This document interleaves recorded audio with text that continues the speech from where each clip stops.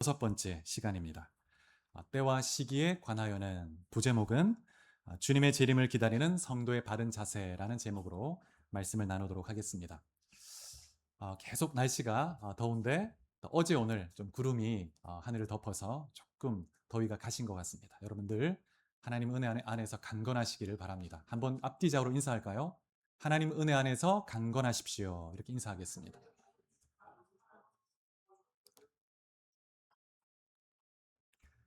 오늘 본문의 말씀은 재림의 시기에 대한 데살로니가 교회 성도들의 질문에 대해서 바울이 답변하는 그런 내용을 담고 있습니다. 여러분, 주님이 언제 재림하실까요? 주님이 언제 재림하실지 그 재림을 사모하는 것 자체는 너무나 귀하고 아름다운 일이죠. 그런데 데살로니가 교회에는 그 재림에 대해서, 특별히 날짜에 대해서 지나친 관심을 갖고 이제 곧 오실 것이다, 그렇게 생각하고 마땅히 해야 할 삶의 사명을 방관했던 그런 사람들이 있었던 것입니다. 그래서 바울이 오늘 본문의 말씀을 통해서 그들의 질문의 방향을 바꾸죠. 언제 재림하실 것인가 보다 어떻게 재림을 준비할 것인가, 여기에 초점을 맞추라. 그래서 오늘 본문의 말씀이 어떻게 주님의 재림을 준비할 것인가, 여기에 대한 가르침을 담고 있습니다. 교회 역사를 보면 시대마다 시한부 종말론자들이 있어 왔는데 몇몇 예를 좀 살펴보면 2세기 후반부에 몬타누스주의자들이 대표적인 초대 교회의 시한부 종말론 이단이었습니다. 이들은 특정 날짜를 제시하지는 않았지만 그 당대에 주님이 오실 것으로 그렇게 주장했습니다. 그러면서 그들이 살고 있는 소아시아, 지금의 터키 땅에 천년왕국이 임할 것이고 새 예루살렘이 그곳에 임할 것이다, 이렇게 주장을 했습니다. 그리고 17세기에는 여러분 잘 아시는 물리학자이자 수학자인 아이작 뉴턴도 종말의 해를 예언했는데, 이 아이작 뉴턴은 굉장히 신앙이 깊은 사람이었죠. 그래서 수십 년간 다니엘서와 요한계시록을 연구했습니다. 그리고 주석을 출판하기까지 했습니다. 그런데 계시록 13장 5절에 보면 짐승이 자신을 신격화하면서 42달 동안 세상을 다스릴 그런 권세를 얻죠. 그리고 교회를 핍박합니다. 그래서 이 짐승이 적그리스도인데 42달은 날짜로 계산하면 1260일이 됩니다. 그래서 뉴턴이 1260일에서 이 하루를 1년으로 계산해서 이 적그리스도가 1260년 동안 통치할 것이다, 이렇게 해석을 한 것이죠. 그러면서 한 걸음 더 나아가서 이 적그리스도가 누구인가? 이 종교개혁자들은 그 이후에는 교황을 이 적그리스도로 보는 그런 견해가 많았죠. 그래서 이 교황권이 처음 수립된 것이 AD 800년경이었습니다. 그래서 800년부터 1260년을 더하면 몇 년이 될까요? 2060년이 됩니다. 그래서 아이작 뉴턴은 2060년에 주님이 재림하시고 천년왕국이 임할 것이다, 앞으로 한 34년 후면 뉴턴의 해석이 맞다면 한 34년 후에 주님이 재림하신다는 것이죠. 그 다음에 아주 특징적인 시한부 종말론자가 19세기에 미국에서 나오는데 침례교 설교자였던 윌리엄 밀러라는 사람입니다. 이 밀러도 다니엘서와 계시록을 근거로 해서 주님의 재림 시기를 제시했는데, 밀러는 아주 특징적인 그 중요한 인물인 이유가 뭐냐면 시한부 종말론을 근거로 해서 대중적인 운동을 일으킨 그런 사람이었습니다. 그래서 현대 시한부 종말론의 시조라고 할 수 있는 인물이죠. 다니엘서 8장 14절에 보면 어떤 말씀이 나오냐면 2300주야까지니 그때에 성소가 정결하게 되리라. 2300일 후에 성소가 정결하게 될 것이다. 그런데 이 밀러는 성소가 정결하게 되는 이 날을 주님이 재림하시는 날로 해석을 했습니다. 그런데 이 2300일에서 1일을 또 1년으로 계산을 하는 거예요. 그래서 2300년 후에 주님이 재림하시고 성소를 정결하게 할 것이다. 2300일 동안에는 이방 나라가 이 성소와 예루살렘 성을 짓밟고 더럽힐 것이다, 이렇게 해석한 것이죠. 그러면 2300일의 그 시작이 언제인가? 다니엘서 9장 그 70일의 예언을 근거로 해서 예루살렘 성을 건축하라는 그 페르시아 왕의 그 칙령이 내려진 그 해를 2300년의 시작으로 본 거예요. 그때는 언제냐면 느헤미야가 귀환한 해죠. 그때는 BC 457년이 됩니다. 그래서 BC 457년부터 2300년을 더하면 1843년이 되는 거예요. 그래서 이 밀러는 1809년 정도에 죽었습니다. 1700년대 말에. 그래서 1840년 이때 그것이 아니고 1840년 이때 살고 있던 사람이었죠. 그래서 이제 이때 주님이 재림할 것이다. 그래서 1843년 3월 21일부터 1844년 3월 21일 이 사이에 1년 사이에 주님이 올 것이다. 이런 주장을 했습니다. 그래서 이때 많은 사람이 이 주장을 듣고 지지하고 열광했습니다. 주님이 곧 오시겠구나. 1년 안에 오시겠구나. 언제 오실까? 기다렸는데 1년이 지나도록 주님이 오시지 않은 거예요. 그래서 많은 사람들이 실망을 했지만 그런데 이때 이제 밀러는 깨닫고 돌이킵니다. 내가 잘못 생각했구나. 그런데 그 추종자 중에서 스노우라는 사람이 있는데 이 사람은 어떻게 생각했냐면 밀러가 날짜, 이 해를 잘못 계산했다. 그래서 457년이 아니라 458년으로 해석을 해야 된다. 그렇게 계산하면 1844년이 되죠. 그리고 날짜를 주장했는데 10월 22일이다. 이 날짜는 어떻게 계산했냐면 하나님께서 대속죄일에 재림하실 것이다. 그래서 다니엘 8장 14절에 보면 성소가 정결하게 될 것이다 라고 했기 때문에 대속죄일에는 대제사장이 염소의 피를 가지고 들어가서 성소를 정결하게 하고 그리고 1년 동안 이스라엘 백성들의 모든 죄를 정결하게 하는 그런 날이죠. 그래서 대속죄일에 주님이 재림할 것으로 보고 그러면 대속죄일이 7월 10일인데 태양력으로 계산하면 10월 22일이 되는 거예요. 그래서 이런 방식으로 계산을 해서 날짜를 제시했는데 많은 사람들이 또 열광했습니다. 밀러를 통해서 한 번 실망했음에도 불구하고 주님의 오시는 그 날짜를 또 이렇게 열광하면서 기다렸죠. 수십만 명이 열광했습니다. 그래서 직장을 그만두고 재산을 다 팔고 주님이 이제 곧 오신다는데 우리가 이 일을 해서 뭐가 의미가 있겠는가? 그래서 10월 22일 그날을 기다리면서 열광하며 기다린 거예요. 그래서 10월 20일 당일에 많은 성도들이 흰 옷을 맞춰 입고 산과 언덕에서 밤을 지새우며 하늘을 바라보며 기다렸습니다. 주님이 오셨을까요? 오시지 않았죠. 하늘은 조용했습니다. 그 다음날 아침 여전히 해가 또 떠올랐습니다. 그래서 교회사에서 이 사건을 대실망 사건이라고 부르는데 영어로는 The Great Disappointment라고 이렇게 이름을 붙이고 있습니다. 많은 사람이 재림을 열광했고 진짜 올 것이라고 믿었는데 주님이 오시지 않은 거예요. 그래서 어떤 결과가 나타나냐면 많은 성도들이 절망을 느끼고 배신감을 느낍니다. 그래서 신앙을 떠나버리죠. 또 많은 사람들은 이단에 빠집니다. 그래서 이 밀러 이후에 그 추종자들에 의해서 안식교가 나오고 또 이런 방식으로 이제 시한부 종말론을 날짜를 계산하는 많은 사람들이 나오기 시작한 것이죠. 근데 우리가 주목할 것이 있는데 이런 밀러가 나오기 이전에 미국에 어떤 일이 있었냐면 2차 대각성 운동이 있었습니다. 미국 땅 전역에 영적 대붕이 있었던 거예요. 그래서 하나님의 강력한 성령의 기름 부심 가운데 미국 전역에서 회개가 일어나고 또 영적 각성이 일어나고 선교의 열정이 일어났습니다. 그래서 막 복음을 전하고 많은 사람이 회심하고 이런 일들이 일어났죠. 그런데 이런 일들이 일어나자 사단이 반격을 한 거예요. 어떻게 이 하나님의 역사를 방해할까? 근데 성도들의 그 열정 자체는 끌 수가 없습니다. 왜냐하면 하나님이 성령의 기름으로 부어주신 거죠. 그래서 마귀가 하는 게 뭐냐면 그 열정의 방향을 바꾸는 거예요. 잘못된 방향으로. 그래서 성도들의 시선을 다시 오실 주님 그분 자신이 아니라 언제 오실까? 그 날짜를 계산하고 거기에 열광하게 만든 것입니다. 항상 우리의 신앙의 초점이 중요한데 어디에 초점을 맞출 것인가? 주님 그분 자신에게 초점을 맞추고 사모하고 주님을 기다리는 삶을 살아야 합니다.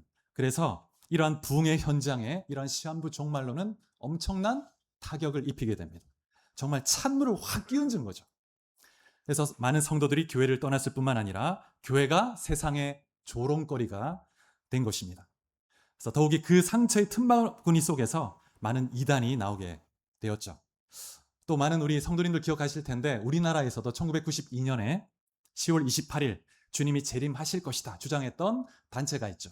이장님 목사를 필두로 하는 다미선교회, 제가 대학교 2학년 때였는데 그때 진주에서도 많은 성도들 가운데서도 다미선교회 가서 주님이 오실 것이라고 10월 28일 그 밤 12시까지 막 기다리고 그랬었습니다. 근데 이 이장님 씨는 어떠한 기점을 가지고 계산했냐면 1948년 이스라엘의 독립한 이 해를 근거로 해서 한 세대가 가기 전에 주님이 재림하실 것이다. 그래서 한 세대를 40년, 44년으로 보고 1992년으로 계산을 한 거예요. 주님이 재림하실 것이다. 그리고 그때 어린 아이들의 그런 예언, 또 직통 계시 이런 것들을 가지고 날짜를 계산을 한 것이죠. 이때에도 많은 성도들이 주님이 다시 오시지 않게 되자 신앙을 버리거나 또 이단에 빠지거나 그런 일들이 일어났죠. 근데 재밌는 게 뭐냐면 이장님 목사 이 본인은 채권을 가지고 있었는데 1993년 이후에 날짜가 있는 채권을 가지고 있었다고 합니다. 이 사람은 믿지 않은 거예요. 1992년. 결국 이제 이 사람은 이제 감옥에 가게 되고 참 한국교회에 참 큰 피해를 입혔던 사건이 있습니다. 그래서 여러분 이 시한부 종말론의 결말은 항상 많은 성도들로 하여금 신앙을 잃어버리게 만듭니다. 그리고 이단에 빠지게 만듭니다. 그래서 세상의 조롱거리가 되게 만들죠. 사단이 정말 이걸 노리는 거예요. 하나님의 강한 그런 기름 부으심의 역사가 있는 곳마다 이런 방법을 통해서 사단이 역사하는 것이죠. 이러한 영적인 그런 문제가 데살로니가 교회 안에도 똑같이 있었습니다. 그래서 그들은 주님의 날이 곧 임한다고 믿었기 때문에 일을 그만두고 그리고 주님이 오시는 그 날만을 기다린 거예요.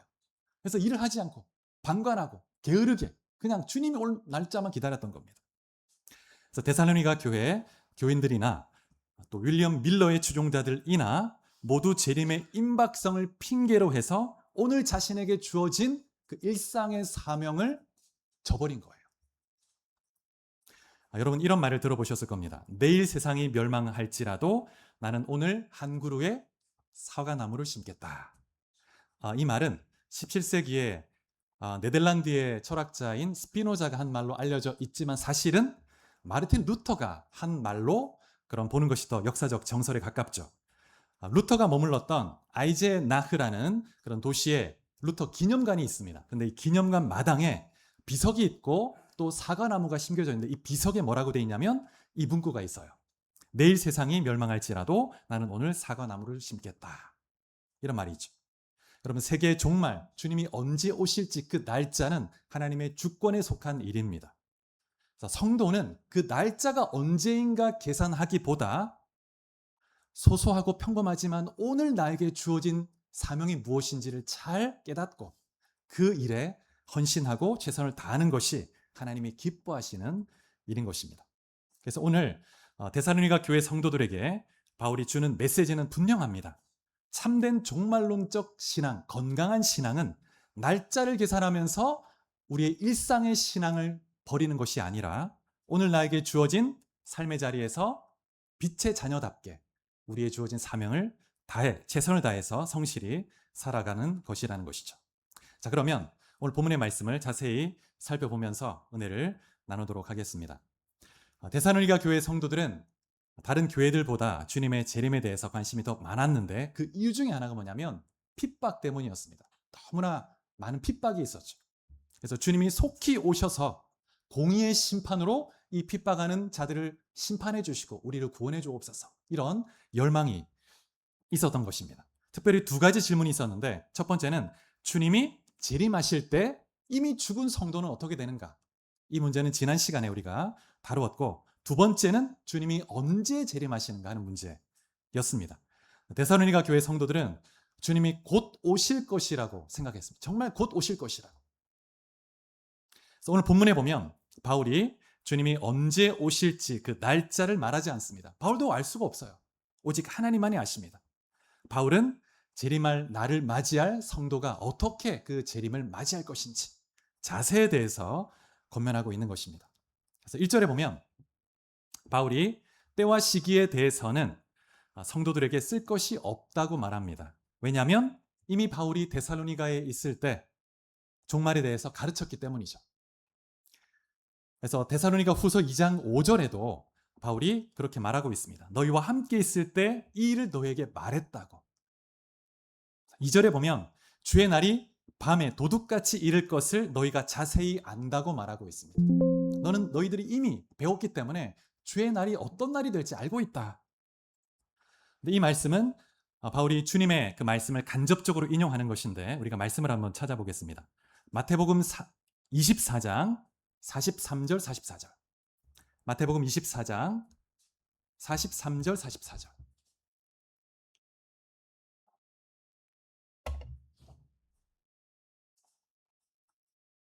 자, 이 앞에 스크린에 나와 있습니다. 자, 같이 한번 봉독해 보겠습니다. 시작. 너희도 아는 바니 만일 집 주인이 도둑이 어느 시각에 올 줄을 알았더라면 깨어 있어 그 집을 뚫지 못하게 하였으리라. 이러므로 너희도 준비하고 있으라. 생각하지 않은 때에 인자가 오리라. 주님께서 도둑이 어느 시각에 올 줄 주인이 안다면 대비를 하겠다, 할 것이다, 이렇게 말합니다. 베드로도 이렇게 말을 했는데 베드로서 3장 10절에 보면 주의 날이 도둑같이 오리니 그날에는 하늘이 큰 소리로 떠나가고 물질이 뜨거운 불에 풀어지고 땅과 그 중에 있는 모든 일이 드러나리로다, 이렇게 말하고 있습니다. 베드로도 주님께 들었던 거예요. 주의 날은 도둑같이 올 것이다. 그런데 성도들은 주님의 날이 이렇게 갑자기 올 것을 안다고 말합니다. 안다고. 그래서 준비할 수 있습니다. 그 징조를 보면서 주님이 올 때가 가까웠구나. 준비할 수 있어요. 근데 세상 사람들은 모른다는 거예요. 세상 사람들에게는 도둑같이 갑자기 오는 겁니다. 예상치 못한 때. 왜냐하면 그들은 무관심하고 무시하고 세상 속에 파묻혀 살기 때문이죠. 3절에 보면 그들은 이렇게 말합니다. 평안하다, 안전하다. 그러면서 전혀 기대하지 않고 있을 때, 그때 주님이 갑자기 마치 밤에 예상치 못한 시간에 가장 깊이 잠들어 있을 때 도둑이 침입해 들어오는 것처럼 그렇게 주님이 오셔서 심판을 행하신다는 것이죠. 근데 당시 데살로니가를 비롯한 로마 제국 내에 있는 그런 사람들은 로마 제국의 통치 아래서 평화와 번영을 누리고 있었습니다.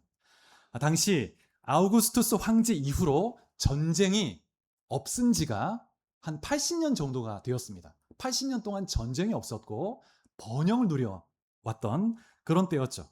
그래서 많은 사람들이 황제의 그 통치 덕분에 우리가 평화를 누리고 있다, 번영을 누리고 있다. 그래서 데살로니가에서도 사람들이 평화 번영에 대해서 감사를 표하면서 황제를 위한 신전을 건립했습니다. 그래서 황제를 숭배하는 거예요. 그래서 그러한 로마의 평화와 번영이 영원할 것이라고 믿었던 것이죠. 그래서 이 평화는 영원할 것이다. 우리는 번영할 것이다. 안전하다. 평화롭다. 그렇게. 그런데 멸망이 갑자기 임할 것이다. 이렇게 경고하고 있는 것입니다. 그리고 그 멸망이 임할 때는 아무도 피할 수 없다고 말합니다. 아무도 피할 수 없습니다. 숨을 곳이 없습니다. 주님이 재림하시는 그날은 진노의 심판이 행해지는 무서운 날이 될 것입니다. 자, 우리 말씀을 하나 더 찾아보겠습니다. 요한계시록 6장 16, 17절입니다. 6장 16절 17절.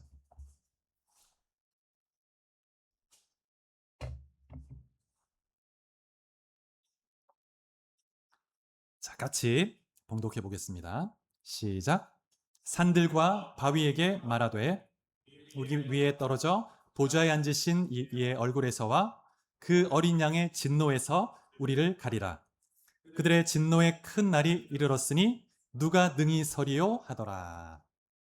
이 말씀에 보면 주님이 재림하시는 그 날을 하나님과 어린 양 예수의 진노의 큰 날이다. 진노의 큰 날이다. 그래서 어마어마한 인류 역사 가운데 그 모든 인류의 죄에 대한 하나님의 진노가 쏟아 부어지는 겁니다. 공의가 완성이 되는 그런 날인 것이죠.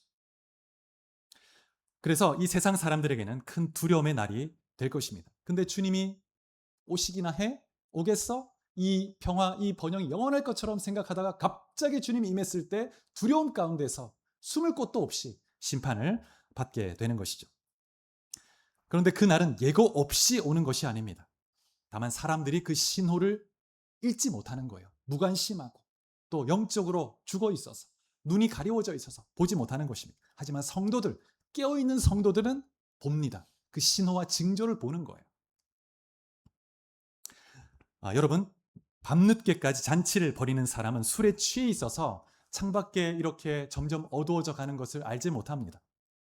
그래서 갑자기 문이 막 부서지는 것처럼 막 주님이 문을 열고 탁 들어오시게 되면 숨지도 못하고 그냥 그 심판 앞에 서게 되는 것입니다. 네, 4절에 보면 바울이 교회를 향해서 이렇게 말합니다. 그러나 형제들아, 한글 성경에는 그러나가 빠져 있지만 대부분의 번역 성경과 원문에 의하면 그러나가 들어가 있습니다. 세상 사람들은 도적같이 이렇게 주의 재림을 당황하며 맞게 되지만 성도는 그렇지 않다는 거예요. 그날이 도둑같이 너에게 임하지 못하나니 이렇게 말씀합니다. 같은 날이 같은 주의 날인데 어떤 이에게는 도둑처럼 덮치는 재앙의 날이 되는가 하면 어떤 이 성도에게는 전혀 그렇지 않습니다. 구원의 날이 되는 것입니다. 왜냐하면 그들이 서 있는 자리가 다르기 때문이죠. 그들이 속해 있는 영역이 다르기 때문입니다. 세상 사람들은 본문에 보면 어둠 가운데 있습니다. 밤에 속해 있어요. 밤에 속해 있어서 영적 눈이 가려워져 있고 세상 속에 즐거움 속에 묻혀 있는 것입니다. 마음이 굳어져 있고 빛을 피해서 어둠 가운데 살아가는 겁니다. 어둠 속에 사는 사람에게 갑자기 빛이 쫙 비치면 어떻게 되겠습니까? 눈이 부셔워서 눈이 확 높으셔 뜰 수가 없습니다. 진노의 날에 그렇게 될 겁니다. 감히 하나님을 쳐다보지 못하고 너무나 영광스러운 빛으로 확 임하시니까 두려워서 숨지도 못하고 피하지도 못하고 심판을 당하게 된다는 것입니다. 그러나 성도는 다릅니다. 5절에 보면 너희는 다 빛의 아들이요 낮의 아들이라. 우리는 밤이나 어둠에 속하지 아니하나니. 우리는 밤에 속해 있지 않습니다. 우리는 이미 빛 가운데 있어요. 그래서 영광스러운 빛 가운데 올 때 그 주님을 기쁘게 맞이할 수 있습니다. 그래서 우리는 빛 가운데 낮에 속한 자들임을 기억할 필요가 있습니다. 어둠의 일들을 버리고 빛 가운데서 주와 함께 동행하는 여러분 한 분 한 분 될 수 있기를 축복합니다. 여기서 중요한 것, 우리가 그날을 두려워하지 않는 것은 그 날짜와 시간을 알기 때문이 아닙니다. 우리는 그날이 언제일지 정확히 알 수 없습니다. 그러나 우리가 두려워하지 않을 수 있는 것은 우리의 삶이 이미 그리스도 안에 속해 있고 빛 가운데 걸어가고 있기 때문에, 빛 대신 주님 우리와 함께 하기 때문이죠. 그래서 주님이 오실 그날을 준비한다는 것은 달력을 계산하는 것이 아니고 이 자리에서 오늘 이 순간 내가 누구에게 속해 있는가? 나는 낮의 빛의 자녀인가? 나는 어둠의 자녀인가? 분명하게 인식하는 것, 그것이 중요한 것이죠. 자, 그렇다면 빛에 속한 자, 낮에 속한 자로서 어떤 자세로 주님의 재림을 기다려야 할까요? 6절 이후에 보면 바울이 주님의 재림을 기다리는 성도의 자세 3가지를 제시하고 있습니다. 첫 번째 권면 6절에 나오죠. 6절 말씀을 같이 한 번 더 읽어보겠습니다. 6절. 자, 시작. 그러므로 우리는 다른 이들과 같이 자지 말고 오직 깨어 정신을 차릴지라. 이 말씀에 보면 오직 깨어 정신을 차려야 한다. 근데 이 권면은 2가지로 구분해서 이해해야 합니다. 깨어 있는 것과 정신을 차리는 것, 2가지 권면인데 첫 번째 권면은 깨어 있으라는 것입니다. 깨어 있는 것. 깨어 있으라는 것은 생물학적으로 그냥 잠을 자지 않는 상태를 말하는 것이 아니죠.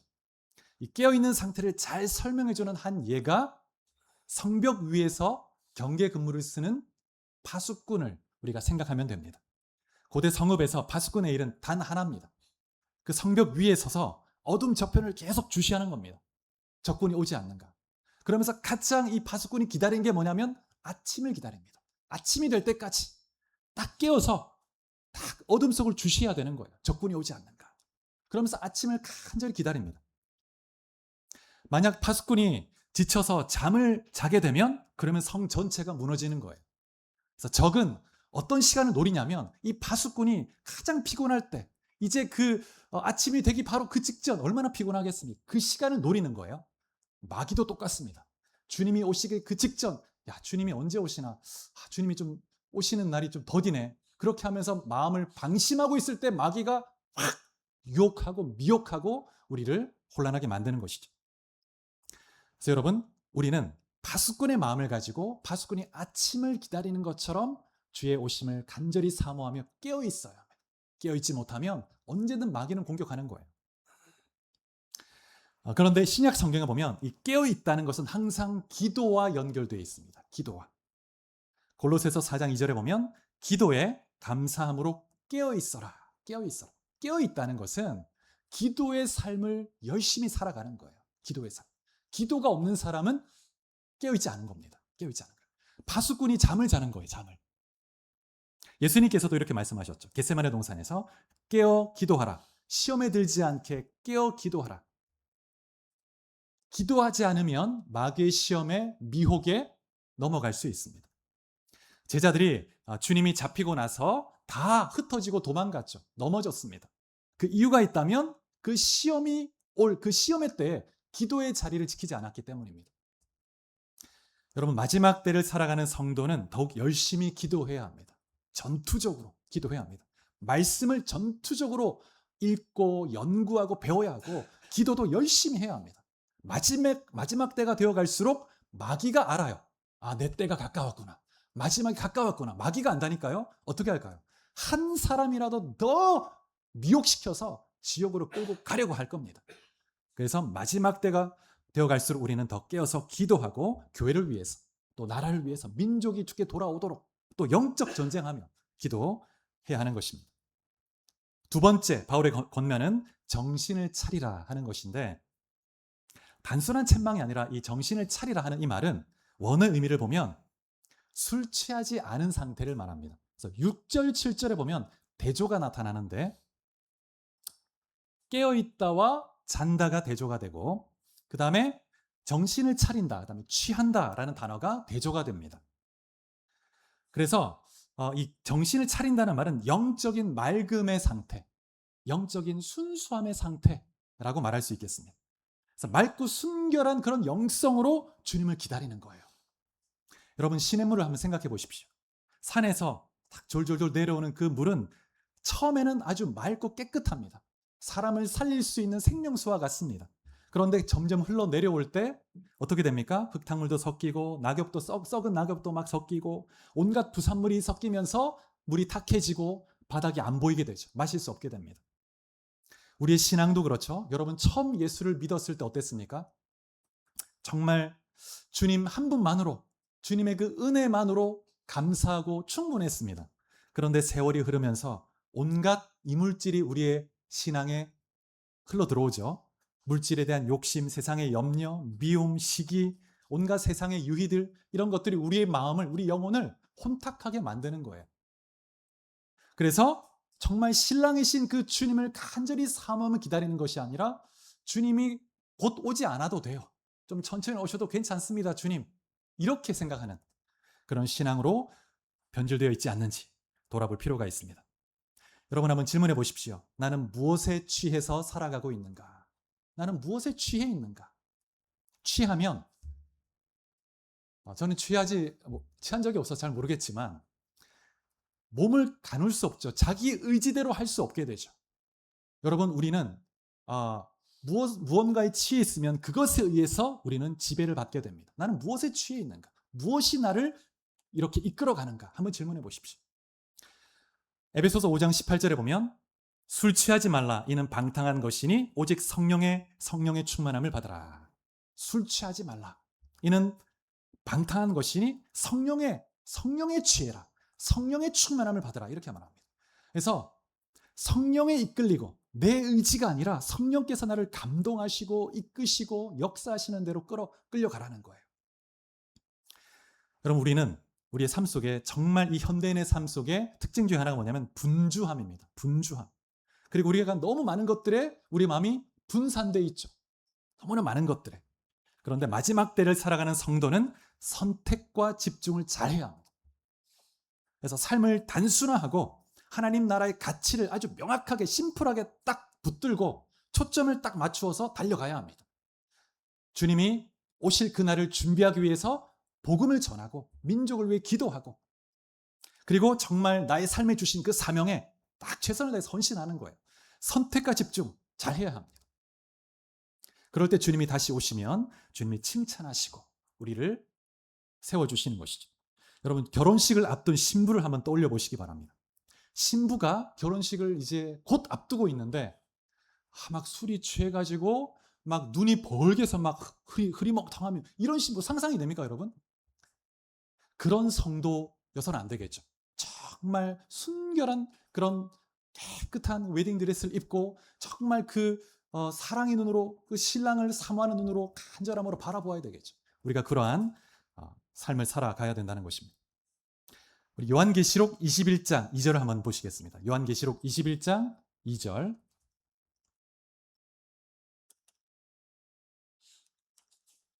요한계시록 21장 2절 말씀.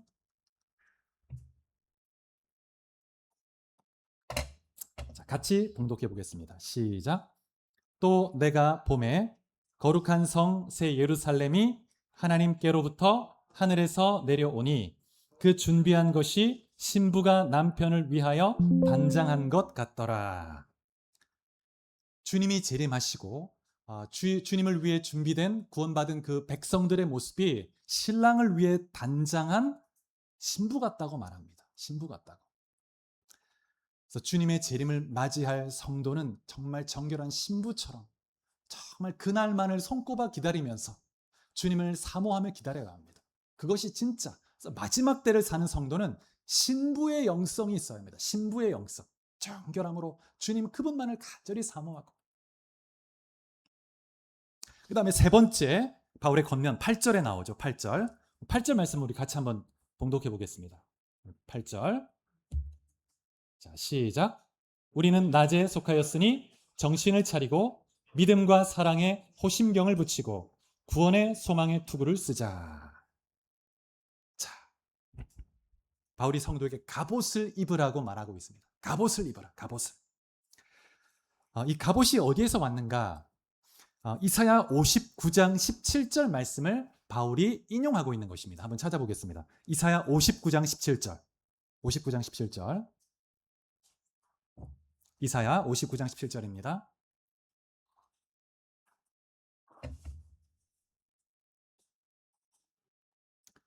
자, 찾으셨으면 같이 한번 봉독해 보겠습니다. 59장 17절 시작. 공의를 갑옷으로 삼으시며 구원을 자기의 머리에 써서 투구로 삼으시며 보복을 속옷으로 삼으시며 열심을 입어 겉옷으로 삼으시고. 이 말씀 보면 공의를 갑옷으로 삼고 구원을 투구로 쓰시는 분이 하나님이십니다. 하나님께서 갑옷을 입고 하나님께서 그 백성을 위해 친히 싸우시고 그 백성을 구원하시는 그 예언의 말씀이죠. 근데 이 말씀을 바울이 인용하면서 그 교회 상황에 맞게 적용하는 겁니다.